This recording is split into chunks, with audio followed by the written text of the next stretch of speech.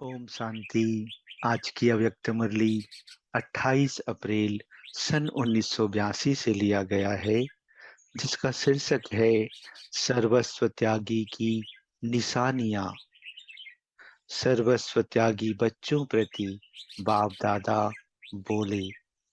बाप दादा चारों ओर के सर्व महात्यागी, सर्वंश त्यागी बच्चों को देख रहे हैं। कौन से बच्चे इस महान भाग्य को प्राप्त कर रहे हैं, वह समीप पहुंच गए हैं। ऐसे समीप अर्थात समान, श्रेष्ठ, सर्वंश त्यागी बच्चों को बाप दादा भी देख हर्षित होते हैं। सर्वंश त्यागी बच्चों की विशेषता क्या है? जिन विशेषताओं के आधार पर समीप व समान बनते हैं। साकार तन द्वारा भी लास्ट बोल में 3 विशेषताएं सुनाई थी। पहला, संकल्प में सदा निराकारी, सुसाकारी, सदा न्यारी और बाप की प्यारी आत्माएं। दूसरा, वाणी में सदा निरअहंकारी, अर्थात सदा रूहानी मधुरता और निर्माणता। तीसरा, कर्म में हर कर्मेंद्रिय द्वारा निर्विकारी, अर्थात प्यूरिटी की पर्सनालिटी वाली। तो हर कर्मेंद्रिय द्वारा महादानी व वरदानी। मस्तक द्वारा सर्व को स्वरूप की स्मृति दिलाने के वरदानी व महादानी। नैनों से रूहानी दृष्टि द्वारा सर्व को स्वदेश अर्थात मुक्ति धाम और स्वराज्य अर्थात जीवन मुक्ति, अपने राज्य का दर्शन कराना व रास्ता दिखाने का दृष्टि द्वारा इशारा देना। ऐसा अनुभव कराने का वरदान देना कि जो आत्माएं महसूस करें कि यही हमारा असली घर और राज्य है। घर का रास्ता, राज्य पाने का रास्ता मिल गया। ऐसे महादान व वरदान पाकर सदा हर्षित हो जाएं।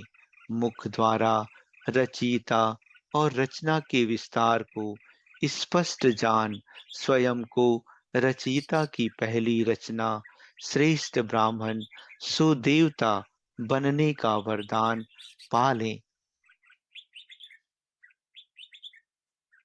नंबर 1, ऐसे हस्तों द्वारा सदा सहज योगी, कर्म योगी बनने के वरदान देने वाले, श्रेष्ठ कर्मधारी, श्रेष्ठ फल प्राप्त करने के वरदानी बनाने वाले। दूसरा, चरण कमल द्वारा हर कदम फॉलो फादर कर हर कदम में पद्मों की कमाई जमा करने के वरदानी। तीसरा, ऐसे हर कर्मेंद्रिय द्वारा विशेष अनुभूति कराने के वरदानी, अर्थात निर्विकारी जीवन। यह 3 विशेषताएं सर्वस्व त्यागी की सदा स्पष्ट दिखाई देंगी। सर्वंश त्यागी आत्मा किसी भी विकार के अंश के भी वशीभूत हो कोई कर्म नहीं करेगी। विकारों का रायल अंश स्वरूप पहले भी सुनाया है कि मोटे रूप में विकार समाप्त हो रायल रूप में अंश मात्र के रूप में रह जाते हैं। वह याद है ना? ब्राह्मणों की भाषा भी रायल बन गई है। अभी वह विस्तार तो बहुत लंबा है। मैं ही यथार्थ हूँ व राइट हूँ, ऐसा अपने को सिद्ध करने के रायल भाषा के शब्द भी बहुत हैं। अपनी कमजोरी छिपाकर दूसरे की कमजोरी सिद्ध करने व स्पष्ट करने का विस्तार करना उसके भी बहुत रायल शब्द हैं। यह भी बड़ी डिक्शनरी है जो वास्तविकता नहीं है, लेकिन स्वयं को सिद्ध करने व स्वयं की कमजोरियों के बचाव के लिए मनमत के बोल हैं। वह विस्तार अच्छी तरह से सब जानते हो।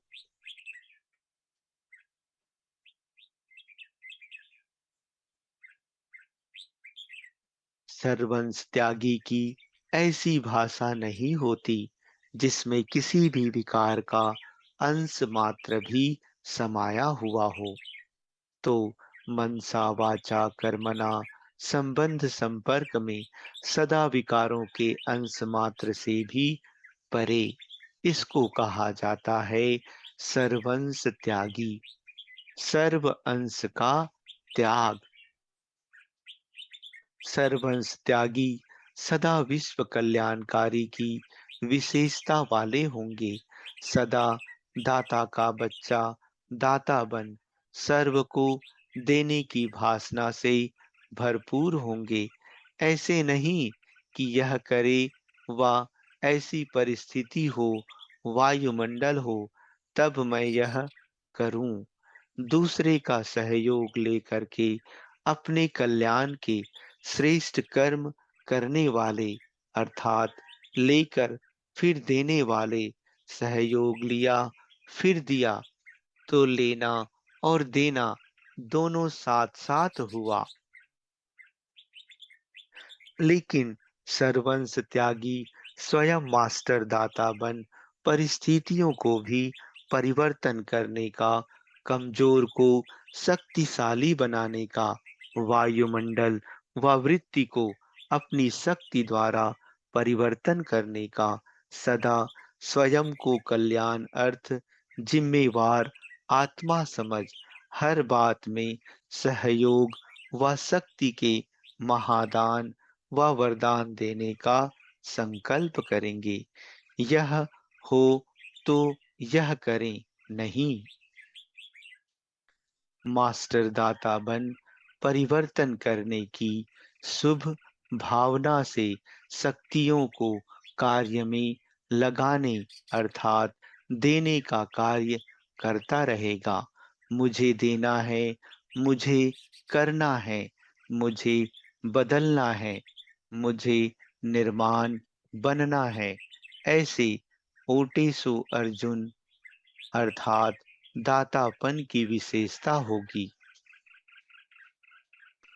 सर्वंस त्यागी अर्थात सदा गुणमूर्त। गुणमूर्त का अर्थ है गुणवान बनना और सर्व में गुण देखना। अगर स्वयं गुणमूर्त है तो उसकी दृष्टि और वृत्ति ऐसी गुण संपन्न हो जाएगी जो उसकी दृष्टि वृत्ति द्वारा सर्व में जो गुण होगा वही दिखाई देगा। अवगुण देखते समझते भी किसी का भी अवगुण बुद्धि द्वारा ग्रहण नहीं करेगा, अर्थात बुद्धि में धारण नहीं करेगा। ऐसा होली हंस होगा, कंकड़ को जानते भी ग्रहण नहीं करेगा और ही उस आत्मा के अवगुण को मिटाने के लिए स्वयं में प्राप्त हुए गुण की शक्ति द्वारा उस आत्मा को भी गुणवान बनाने में सहयोगी होगा। क्योंकि मास्टर दाता के संस्कार है ना। सर्वंस त्यागी सदा अपने को हर श्रेष्ठ कार्य के सेवा की सफलता के कार्य में, ब्राह्मण आत्माओं की उन्नति के कार्य में, कमजोरी व व्यर्थ वातावरण को बदलने के कार्य में जिम्मेवार आत्मा समझेंगे। सेवा में विघ्न बनने के कारण व संबंध संपर्क में कोई भी नंबरवार आत्माओं के कारण जरा भी हलचल होती है तो सर्वंस त्यागी बेहद के आधार मूर्त समझ चारों ओर की हलचल को अचल बनाने की जिम्मेवारी समझेंगे। ऐसे बेहद की उन्नति के आधार मूर्त सदा स्वयं को अनुभव करेंगे। ऐसा नहीं कि यह तो इस स्थान की बात है या इस बहन व भाई की बात है। नहीं, मेरा परिवार है, कल्याणकारी निमित्त आत्मा हूँ। टाइटल विश्व कल्याणकारी का मिला हुआ है ना, कि सिर्फ स्वकल्याणकारी व अपने सेंटर के कल्याणकारी। दूसरे की कमजोरी अर्थात अपने परिवार की कमजोरी है। ऐसे बेहद के निमित्त आत्मा समझेंगे। मैंपन नहीं, निमित्त मात्र है, अर्थात विश्व कल्याण के आधार मूर्त बेहद के कार्य के आधार मूर्त हैं। सर्वंस त्यागी सदा एक रस, एक मत, एक ही परिवार का एक ही कार्य है। सदा ऐसे एक ही स्मृति में नंबर एक आत्मा होंगे।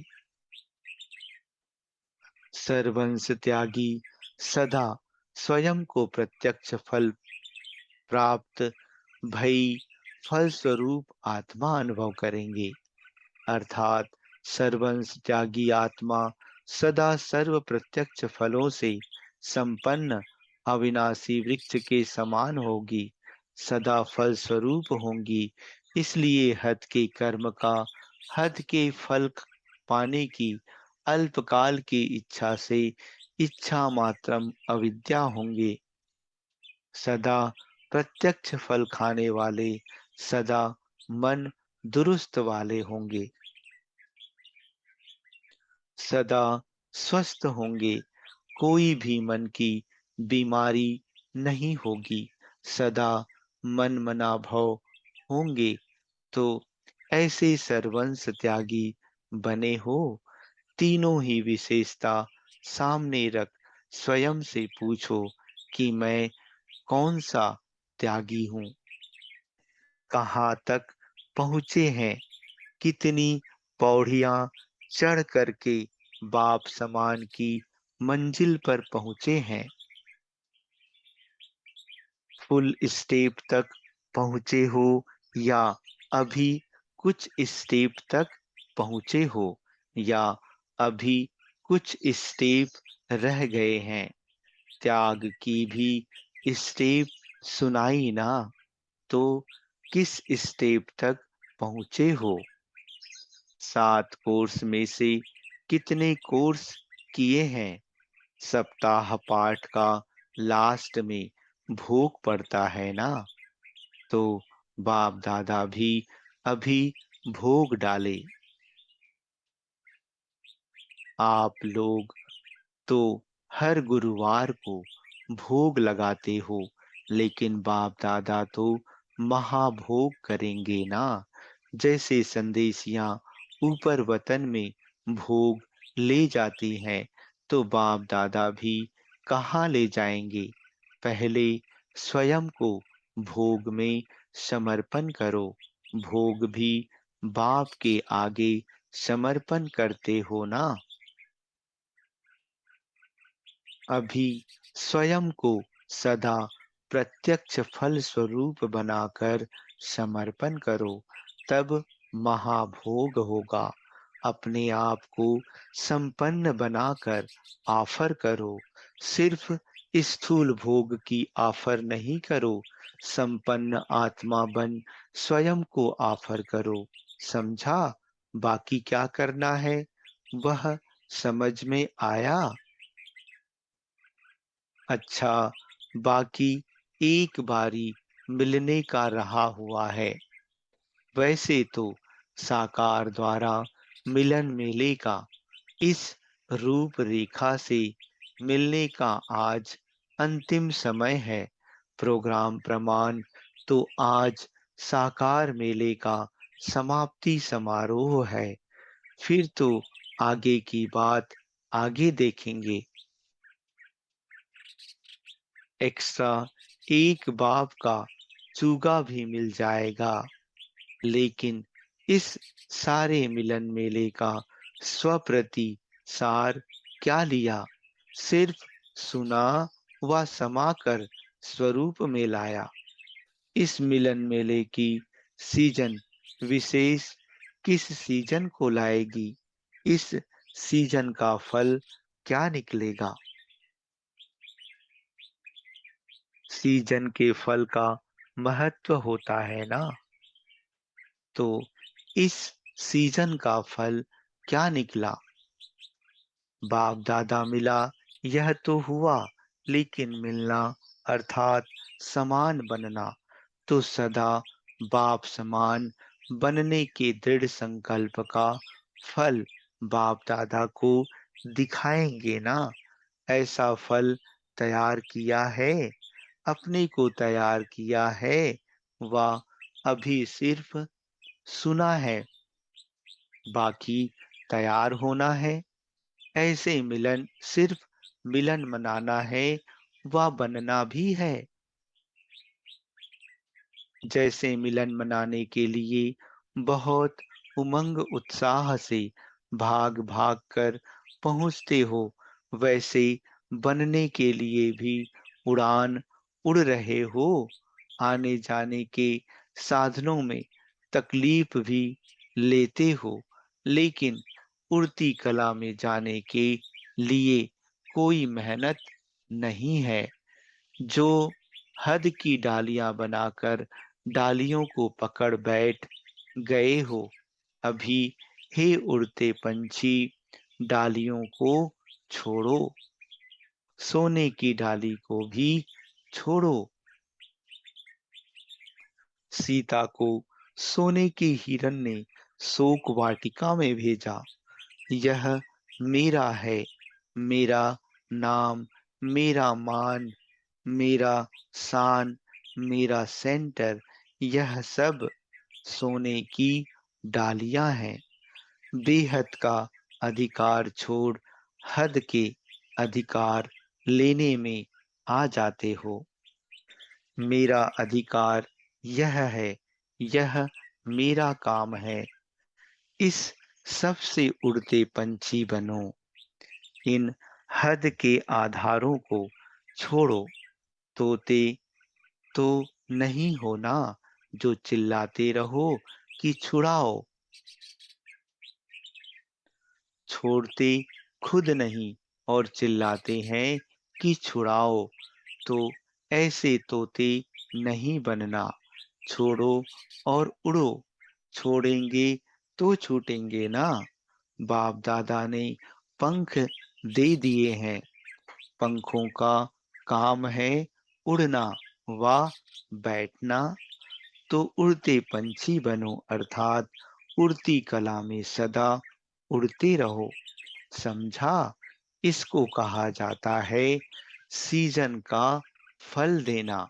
अच्छा, ऐसे सदा प्रत्यक्ष फल संपन्न संपूर्ण श्रेष्ठ आत्माएं सदा बाप समान निराकारी, निरअहंकारी, निर्विकारी, सदा हर कर्म में विकारों के कोई भी अंश को स्पर्श ना करने वाले, ऐसे सर्व अंश त्यागी सदा उड़ती कला में उड़ने वाले उड़ते पंछी, ऐसे बाप समान श्रेष्ठ आत्माओं को बाप दादा का याद प्यार और नमस्ते। अच्छा, ओम शांति।